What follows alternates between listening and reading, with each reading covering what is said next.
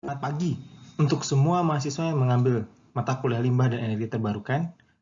Pada kesempatan hari ini, saya akan memberikan satu materi tentang anaerobic digestion. Ya, ini adalah salah satu teknologi yang bisa dilakukan untuk mengolah limbah secara anaerobik dan menghasilkan energi. Dalam hal ini adalah biogas yang bisa dikonversi menjadi energi. Materi hari ini sebagian besar saya ambil dari buku Anaerobic Digestion of Biowaste in Developing Countries, Practical Information and Case Studies yang ditulis oleh banyak orang di tahun 2014 dan diterbitkan oleh IAWAC, Swiss Federal Institute of Aquatic Science and Technology dari Switzerland. Semoga bermanfaat. Mari kita ikuti perkuliahan kita dimulai dari slide yang berikut. Pertama-tama kita akan memulainya dengan memahami tentang apa itu anaerobic digestion atau AD. Ini adalah sebuah proses mikrobiologis di mana bahan organik terurai tanpa adanya oksigen, ya, karena ada anaerobik dan menghasilkan produk berupa biogas. Ya, biogas ini mayoritas adalah metan CH4. Secara alami prosesnya seperti pada rawa dan perut ruminansia. Ruminansia ini adalah hewan mamalia biak seperti pada perut sapi. Nah, dengan pendekatan rekayasa dan desain yang terkontrol, proses dari anaerobic digestion ini diterapkan untuk memproses bahan organik yang bisa terdegradasi di dalam tangki reaktor. Jadi kita akan desainnya sebagian besar ada berbentuk sebuah tangki besar, tangki reaktor yang besar, yang kedap udara, yang biasa disebut sebagai digester, yang produk akhirnya adalah biogas dengan melakukan proses anaerobik. Produk dari biogas ini, memiliki banyak manfaat. Ya, selain bisa kita konversi untuk membangkitkan energi terbarukan, ternyata dengan kita mengkonversi biogas ini, kita bisa mengurangi efek dari gas rumah kaca. Karena kalau kita ketahui bahwa CH4 atau gas metan itu sebenarnya kalau kita biarkan dia rilis di udara, itu dibandingkan dengan karbon dioksida. Kemudian, apabila kita menggunakan biogas, maka kita bisa sedikit demi sedikit berkurang ketergantungan pada bahan bakar fosil. Selain itu, bisa juga menciptakan lapangan kerja. Artinya kita membangun biogas ataupun anaerobic digester yang lain, maka kita bisa juga membuat penciptaan lapangan kerja baru untuk menghasilkan biogas dan menutup siklus nutrisi. Dan ini siklus nitrogen ditutup di sini. Ini mengubah bahan limbah organik menjadi sumber daya yang berharga, sementara pada saat yang sama mengurangi volume limbah padat. Dengan demikian, pembuangan limbah pun berkurang. Dalam konteks ini, anaerobic digestion ini bisa dilakukan untuk limbah biologis atau biowaste seperti yang berasal dari dapur, rumah tangga, kemudian dari pasar. Selain memang banyak juga diaplikasikan anaerobic digestion ini untuk limbah yang berasal dari peternakan, kotoran sapi, dan kotoran-kotoran hewan ternak itu bisa diolah untuk menghasilkan biogas dengan dalam proses anaerobik. Apa itu biogas? Biogas adalah gas yang tidak berbau, tidak berwarna, dan bisa menghasilkan api biru. Karena sebagian besar dari biogas itu kandungannya adalah metana. Ya, ada metana, sebenarnya ada juga masih ada karbon dioksida, tapi tidak sebanyak dengan metan. Nilai kalorinya lebih dari 20 megajoule dan bisa membakar hingga efisiensi 60% dalam kompor biogas konvensional. Biogas sendiri sebagai sumber dari energi terbarukan ini bukan hanya meningkatkan keseimbangan energi, bisa berkontribusi pada pelestarian sumber daya alam dengan mengurangi deforestasi. Artinya kita tidak lagi menggunakan bahan bakar dari kayu ataupun batu bara yang banyak diambil dari daerah hutan. Dan juga mengurangi polusi dari limbah yang menggunakan bahan bakar fosil tentunya, karena kita menggunakan bahan bakar yang berasal dari kotoran. Ya, dalam konteks ini biogas ini tadi awalnya kalau tidak dari sampah organik, kita juga bisa gunakan dari kotoran hewan. Rata-rata biogas punya pengurangan emisi karbon dioksida sebesar 95% ya, dibandingkan dengan minyak solar, serta memberikan emisi nitrogen lebih rendah dengan emisi partikel 0%. Ini suatu hal yang sangat positif ya kalau kita menggunakan biogas dalam aplikasi kita sehari-hari. Nah, nilai produksi biogas merupakan satu indikator keberhasilan dari anaerobic digestion. Jadi digester yang kita buat itu efektif tidaknya bisa dilihat dari keberadaan biogasnya. Ya, jumlah biogasnya, berapa konsentrasi dari biogasnya ketika sudah berproses. Jadi memang ini agak menarik ya, karena ketika kita sudah membangun sebuah anaerobic digester, maka kita bisa pastikan keberhasilannya apabila sudah menghasilkan gas metan, dan kita mengukur berapa banyak kandungan gas metan yang dihasilkan. Prosesnya dilalui melalui proses hidrolisis, asinogenesis, asetogenesis, sampai dengan metanogenesis. Itu terakhir tahap yang akan dilalui dalam proses anaerobik ini. Nah, nilai lebih dari biogas ini adalah kalorinya. Kalori dari biogas, meskipun dia jumlahnya masih lebih kecil dari diesel atau kerosin, tapi dia masih lebih besar daripada kayu, daripada keberadaan kayu, daripada residu dari tanaman. Ya, artinya ya kita bisa mengefektifkan penggunaan dari biogas ini. Nah, nilai kalori biogas sendiri ada di kisaran 6 sampai 6,5 kWh per meter kubik, tergantung dari presentasi metana yang ada. Jadi memang balik lagi, kita harus hitung dulu berapa kandungan metana dari anaerobic digester tersebut yang berhasil dibangkitkan dari proses anaerobik. Nah, dengan sebuah generator gas, kita dapat mengubah 2 kWh menjadi listrik yang dapat digunakan. Kalau kita mengubahnya menjadi listrik, tinggal kita pilih apakah gas tersebut akan kita mau gunakan sebagai bahan baku untuk listrik, dan bisa juga kita gunakan untuk langsung menjadi bahan bakar dengan mengaplikasikannya pada kompor di rumah tangga. Kurang lebih digunakan 10 kg berat basa dari biowaste, dari limbah dapur dan limbah pasar untuk menghasilkan 1 meter kubik biogas yang mengandung sekitar 6 kWh energi. Jadi butuh 10 kilo nih biowaste. Ini lumayan nih, karena kita tahu sendiri berapa sih jumlah sampah yang dihasilkan dalam satu hari, yang sebagian besar sampah yang masuk ke TPA itu adalah sampah yang berasal dari rumah tangga, dan juga kalau aktivitasnya adalah rumah tangga, paling besar adalah dari kegiatan di rumah tangga. Paling besar di pasar, ya, yang sebagian besar sampahnya adalah kan biowaste, sampah yang berasal dari sayur-sayuran, ya, itu sangat potensial apabila kita akan menggunakannya sebagai bahan baku untuk biogas. Nah, mari kita lihat, ini adalah rantai proses dari anaerobic digestion dari biowaste. Yang pertama, input dari anaerobic digestion ini adalah substratnya yang dimasukkan, yang berasal dari berbagai limbah organik. Berbagai limbah organik yang berasal dari rumah tangga, dari aktivitas non rumah tangga, itu dikumpulkan. Lebih bagus apabila itu sudah terpilah antara organik dengan anorganik. Karena proses anaerobik ini sama sekali tidak bisa menerima limbah anorganik masuk ke dalamnya. Hanya limbah organik yang bisa masuk, yang bisa terolah bersama dalam proses anaerobik, sehingga untuk memudahkan dalam proses pengolahannya, ya, ketika masuk ke pengolahannya, maka dalam proses input ini diperlukan satu proses pemilahan, pengumpulan, dan pengangkutan hingga mencapai ke lokasi pengolahan anaerobik. Selain itu, di sini ada juga pretreatment. Pretreatment yang diperlukan salah satunya adalah dengan menambah luas area dari si limbah tersebut dengan cara mencacah. Ya. Jadi limbah yang masuk ke instalasi anaerobic digester ini diusahakan bentuknya sudah kecil-kecil. Terutama kalau kita lihat ambilnya sampah yang berasal dari pasar maupun dari rumah tangga. Jangan dalam bentuk besar. Kita punya misalnya nih sampah pepaya busuk misalnya. Pepaya busuk masih dalam bentuk besar. Lebih bagus kalau misalnya kita sudah potong-potong menjadi bagian-bagian kecil, maka itu akan memudahkan di dalam proses di anaerobic digester. Kemudian setelah dia masuk ya di dalam proses ini, maka harus ada dalam kondisi yang terbaik. Nah, memang kalau saya pernah bilang dalam, mungkin saya lupa mata kuliah yang lain, bahwa mikroorganisme ini agak manja, ya. Mikroorganisme ini agak manja. Mereka mau bekerja untuk membantu kita jika kondisi lokasi kerjanya itu sesuai dengan kebutuhan mereka. pH-nya harus sesuai dengan maunya mereka, ya. Apakah mereka bisa hidup dalam kondisinya asam, basa, atau netral? Dan ini biasanya dalam kondisi yang netral. Kemudian C/N rasionya, jumlah kandungan karbon dan nitrogen rasionya itu harus sesuai dengan kebutuhan mereka.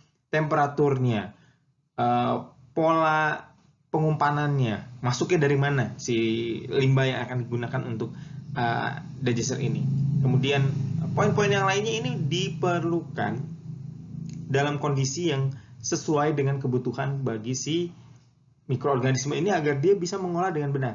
Ya, mikroorganisme anaerob dalam hal ini. Apalagi kita prosesnya anaerob, sehingga sangat-sangat tidak boleh ada masuk oksigen. Karena itu akan mengganggu proses. Ya, mikroorganisme ini nggak suka dengan adanya kondisi yang aerobik biarpun cuma sedikit. Terganggulah prosesnya. Kemudian produk akhir dari proses anaerobik ini adalah biogas dan digestate. Ya, biogas itu jelas tadi kita udah bahas dalam slide sebelumnya bagaimana biogas ini kemudian nanti kita akan tangkap, jangan dibuang karena kalau dibuang jadi banyak masalah. Jadi betul-betul kondisinya itu harus tertutup sama sekali, bahkan biogas yang kita ambil pun harus langsung kita kelola.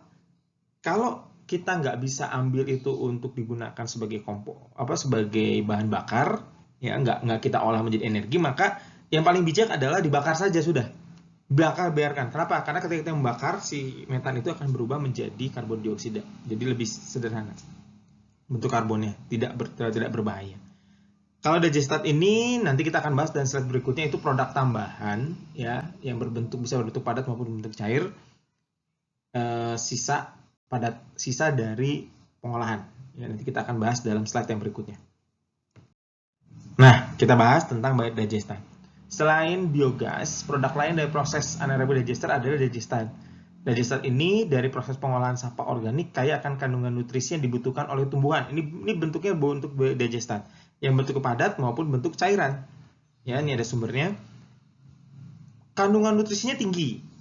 Ya, seringkali diaplikasikan ke tanah untuk menghentikan peran dari pupuk kimia. Jadi kalau dalam beberapa kasus yang bentuknya basah ini dikeringkan terlebih dahulu kemudian dikomposkan. Kalau cairannya dipakai untuk pupuk cair. Karena dia memberi kandungan BOD yang tinggi, SS dan amonia yang tidak bisa langsung dibuang ke badan air, kalau nggak kita pakai sebagai pupuk cair, justru malah berpotensi terjadi pencemaran air. Sehingga ini memang harus digunakan. Jadi kalau misalnya kita lihat dalam beberapa, kalau kita bisa lihat nanti di YouTube ya, ada beberapa video ditunjukkan oleh bapak-bapak mereka yang aktif di dalam mengolah limbah organik di rumahnya, membuat anaerobic digester sederhana dengan bermodalkan pada drum-drum ya tertutup.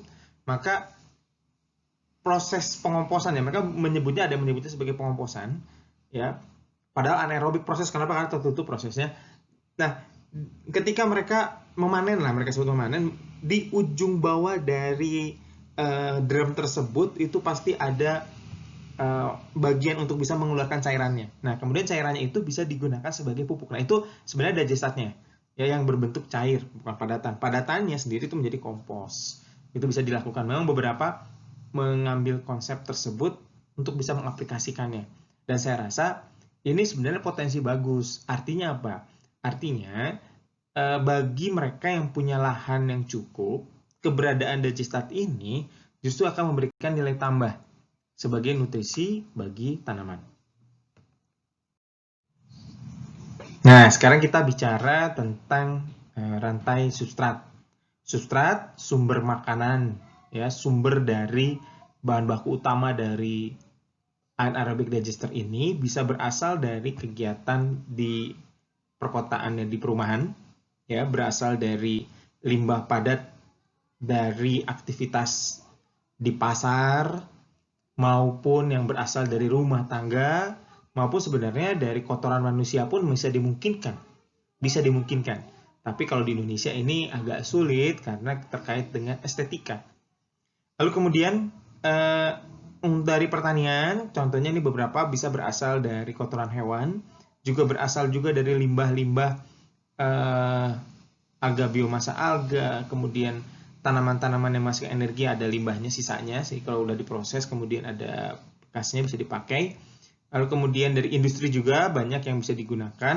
Ini beberapa contoh yang bisa dipakai sebagai substrat untuk bahan baku ya, bahan baku utama untuk anaerobic digester. Gambar berikut ini adalah kalau kita lihat dari model feedstock material tersebut ya, dari limbah-limbah yang ada ini, ada yang kita butuhkan itu adalah yang senyawa atau yang bentuknya adalah kering. Jadi kita misalkan airnya, kemudian yang bentuknya kering, itu ada yang organik dan anorganik. Yang organik ini yang dibutuhkan untuk menjadi material bahan bakunya dari anaerobic digester itu adalah yang organik dry material atau volatile solid, yang nanti akan di dalamnya terdapat kandungan protein, karbohidrat, dan juga lipid. Nanti ini akan berproses ya dengan dibantu oleh mikroorganisme anaerob, maka akan menghasilkan metan. Sementara ini adalah proses biokimia dari anaerobic digestion. Prosesnya dimulai dari hidrolisis, asidogenesis, asetogenesis, dan metanogenesis. Kiri dan kanan ini sama, tidak berbeda. Ya, kalau kita lihat dari senyawa utamanya itu adalah materi organik kompleks, karbohidrat, protein, lemak. Karbohidrat, protein, lemak ini yang tadi volatile solid, ya, yang berasal dari limbah. Kemudian nanti dia akan diubah dalam proses hidrolisis ini menjadi gula sederhana, ya, amino acid sugar, materi organik sederhana, gula, asam amino, asam lemak. Ini asam lemak, ya, ini asam amino, ya, beda yang dari protein menjadi asam amino, gula, karbohidrat menjadi asam amino, gula, dari lemak juga bisa menjadi asam amino, gula, dan juga asam lemak. Lalu kemudian di sini nanti akan diubah dalam proses asidogenesis menjadi asam volatil, ya, asam propionat, asetat, butirat, dan ada bonus amonia sebenarnya di sini untuk nitrogennya, tapi itu tidak akan digunakan. Yang digunakan untuk selanjutnya sampai dengan proses metagenesis adalah dari si asam lemak, ya, alkohol, dan ini ada etanol, propion asetat, ya. Kemudian dengan proses asetogenesis ini diubah menjadi asetat, asam asetat, dan juga hidrogen dan karbon dioksida. Dan melalui proses metanogenesis itu dijadikanlah metan dan juga karbon dioksida. Setiap proses ini menggunakan bakteri yang berbeda. Ada bakteri hidrolitik, bakteri asidogenetik, bakteri asetogenetik, bakteri metanogenetik yang bekerja di dalam proses ini. Nah, nanti produk akhirnya dari proses biokimia ini adalah gas metan dan juga karbon dioksida, yang mayoritasnya adalah gas metan. Dalam slide yang sebelumnya kita lihat bahwa ketika sudah masuk ke dalam proses anaerobic digester, maka harus kondisinya yang sesuai bagi pertumbuhan mikroorganisme. Ya, mikroorganisme ini harus sesuai kondisinya, maka mereka bisa bekerja dengan optimal. Yang pertama, apa saja sih parameter operasi yang harus diperhatikan agar proses dalam anaerobic digester ini bisa berjalan dengan baik? Yang pertama adalah suhu atau temperatur di dalam digester tersebut. Yang pertama, kenapa ini yang paling bukan yang pertama ya, karena ini yang paling bisa kita hitung. Ada dua kisaran suhu ideal untuk kinerja bakteri anaerob, yaitu pada kondisi 30 sampai dengan 40 derajat Celcius untuk mesophilic bakterial dan pada 45 sampai dengan 60 derajat Celcius untuk mikroorganisme termofilik. Di suhu optimalnya di 55 derajat Celcius, yang ini 37 derajat Celcius. Tergantung mikroorganisme. Jadi biasanya kita upayakan agar suhu di dalam digester ini pada rentang suhu yang ada di sini. Ini ada beberapa kelebihan dan juga kelemahan dari bakteri mesofilik dan bakteri termofilik. Ada yang bakteri mesofilik dia lebih stabil, faktor inhibitor dari amonium tidak terlalu berpengaruh. Ya, jadi amonium yang dihasilkan dari proses tadi itu, yang turut serta dihasilkan itu sebenarnya dalam beberapa kondisi dia malah menjadi inhibitor atau penghambat pertumbuhan dari si mikroorganisme.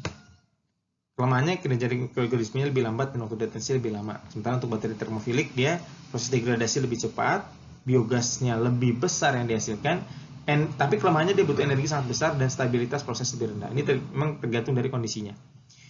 Nah, syarat yang berikutnya adalah pH. pH atau derajat keasaman ini optimum untuk proses di anaerobic digester itu jika terletak di kisaran 6,5 sampai 7,5. 6,5 sampai 7,5 ini berarti dalam kondisi yang netral.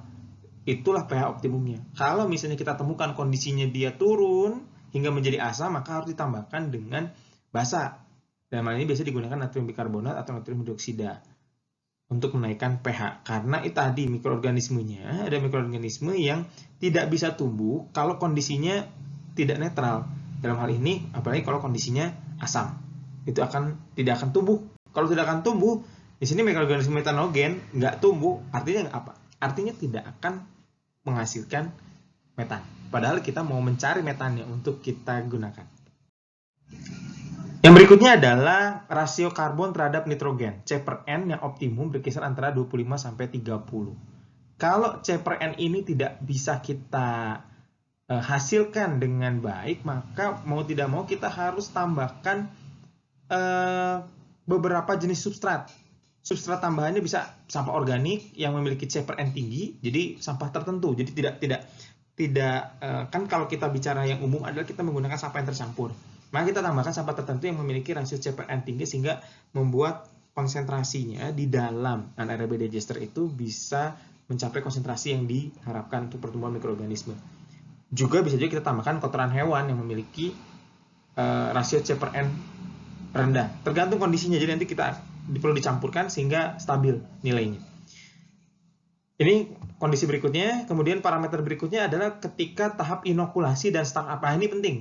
Kita sudah bangun, bagus-bagus nih anaerobic digesternya. Kita sudah bangun, biayanya mahal. Lalu kemudian ketika kita sudah olah, kita masukkan sampah organik, kita masukkan kotoran hewan di dalam sana, ternyata nggak jalan, nggak bisa dihasilkan si metan dengan jumlah yang sesuai. Yang kita harapkan hasilnya bisa signifikan. Apa yang perlu kita upayakan agar bisa berhasil ada salah satunya selain parameter operasi ketika operasional adalah ketika di awal kita memulai sebelum sampah yang sifatnya campuran itu masuk, maka inilah beberapa hal yang perlu diperhatikan. Dalam proses inokulasi, konsentrasi substrat yang diumpangkan dinaikkan perlahan-lahan. Jadi tidak langsung banyak. Substratnya tidak langsung mendadak besar gitu. Karena kaget juga. Apalagi bakteri ini kan tumbuh secara alami. Ya, kita tidak tambahkan bakteri. Ya. Kita tidak tambahkan bakteri ditambahkan, tetapi yang kita upayakan agar bakteri itu tumbuh secara alami. Salah satu cara untuk menumbuhkan bakteri dalam digester adalah dengan mencampurkan kotoran sapi dan air dengan perbandingan 1:1 untuk mengisi digester dengan kotoran sapi sebanyak 10% dari volume aktif tanpa memasukkan substrat yang akan diolah. Jadi sebelum kita masukkan substrat, ya substratnya kan macam-macam tadi ya, substratnya itu kan bisa berbentuk limbah pasar yang variatif dan sebagainya. Ya pertama kita masukkan saja dulu kotoran sapi untuk menghidupkan atau menumbuhkan bakteri secara alami di dalam anaerobic digester tersebut. Kalau proses startupnya itu sudah berjalan baik, di mana bakteri ada di dalam sana sudah beradaptasi, maka kita mulai dengan menambahkan substratnya sedikit demi sedikit. Jadi sedikit dulu substratnya, masukin kotoran sapinya lebih banyak. Kemudian perbandingannya kemudian berkurang, kotoran sapinya berkurang, substratnya semakin banyak sampai dengan substratnya maksimal, dan pembentukan gas karbon dioksida di awal serta metanan di awal itu bisa diperhitungkan hasilnya. Sudah kita lihat nilainya berdasarkan literatur, kalau di awal itu harus seperti berapa konsentrasinya, maka kita bisa pastikan pengolahannya berjalan dengan baik atau tidak. Itu yang berikutnya. Kemudian parameter operasi yang lanjutnya adalah laju pembuahan organik. Ini merupakan nilai yang menyatakan bahwa substrat yang dapat diumpangkan ke digester dengan volume dan waktu tertentu. Jadi nggak bisa sembarangan juga ketika jumlah substratnya banyak, lalu kita langsung masukkan ke dalam, atau jumlah substratnya sedikit, lalu kita masukkan dengan jumlah yang ada, tapi kita harus hitung juga berapa banyak, ya dalam rentang berapa, maka substrat ini bisa menghasilkan metan yang optimal. Jadi apakah 5 kilo misalnya, kalau 5 kilo atau 5 liter, 50 liter misalnya limbahnya, maka bisa efektif. Kalau misalnya nggak segitu, nggak efektif. Maka itu kalau misalnya lagi kelebihan, ya di desain kita harus siapkan tempat penampungan sementara untuk bisa dimasukkan di besok hari, sehingga tidak berkurang ketika kita membutuhkannya. Itu nanti tinggal bagaimana kita mengoperasikannya. Nah, parameter operasi yang lainnya adalah waktu retensi hidrolik. Ya, berapa lama limbah itu akan diolah. Ini akan mempengaruhi desain kita dalam menghitung volume totalnya. Ya. Direkomendasikan untuk limbah yang diolah dalam kisaran diester mesofilik dari 10 hingga 40 hari. Biasanya kita menggunakan 30 hari, ya. 30 hari, ya biasanya yang optimal. Tapi balik lagi, semakin lama harinya kita perhitungkan, maka harus semakin luas, semakin besar volume dari digester yang akan kita rencanakan. Berikutnya adalah sistem pengadukan. Fungsi dari pengadukan ini untuk mencampur substrat yang masih baru masuk. Jadi ketika substratnya masuk, kalau kita bayangkan ini sudah penuh, kemudian masuk, maka dia ada di posisi atas. Itu nggak boleh di posisi atas, kita harus campur. Ya, kalau kita harus campur sehingga bisa kontak dengan mikroorganisme yang ada dalam digester. Kalau kita biarkan dia di atas, dia nggak akan kontak.